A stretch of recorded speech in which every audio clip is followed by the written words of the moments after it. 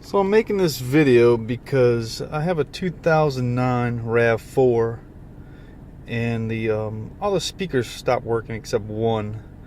This is the model number 51874, and the only thing different is it has XM radio. I bought one off eBay for $25. It was 11811. Everything's exactly the same except it doesn't have the XM radio, which I don't use anyway. So I put it in, everything works. I thought the amp was bad in the original one. The volume knob was screwed up, didn't work in the old one, so I needed to replace it anyway. So I put it in and only one speaker worked. So then I went to the speakers.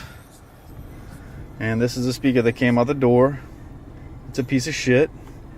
And you could see I tore the cone out, and I took the two leads that were originally, they were pressed down in these little clamps here, and due to the in and out vibration of the speaker, they broke.